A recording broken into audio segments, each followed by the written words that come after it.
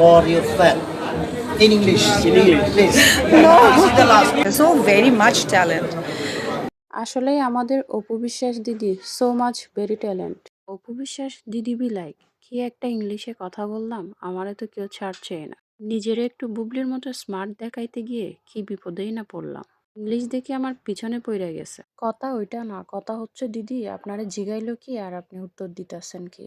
আপনারে জিগাইছে ওই দিন যে আপনি ইংলিশে কথা বলেছেন সেভাবে একটু আপনার ফ্যানদের উদ্দেশ্যে কিছু বলেন। আর আপনি বলতেছেন ওইদিন আমি হ্যান করছি, ত্যান করছি, ক্যান করছি।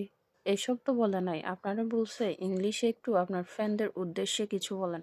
আসলে দিদি আপনি জানলেই তো বলবেন। ওইদিন যে ধরাটা খাইছেন একবার, নিজেকে ইংলিশে পারদর্শী দেখাইতে গিয়ে, বুবলির চেয়ে নিজেকে উঁচু দেখাইতে গিয়ে যে শিক্ষা এবং লজ্জাটা পাইছেন, আই থিংক আপনি আর কখনো ইংলিশে কথাই বলবেন না।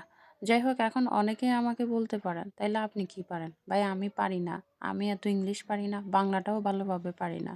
সো আমি বলিও না, ট্রাই করিও না। ট্রাই করতে গিয়ে আবার যদি অপবিশ্বাস দিদির মতো অবস্থা হয়, তাহলে আমার লজ্জা শরম যা আছে সেটাও যাবে। এজন্য আমি দিদির মতো এত কনফিডেন্স কিংবা আত্মবিশ্বাস নিয়ে ইংলিশ কখনোই বলতে যাব না। সে যাই হোক, দিদি ১২০টা সিনেমা করেছেন কিন্তু তিনি বিএফডিসির ফুল মিনিংটাও ভালোভাবে জানেন না।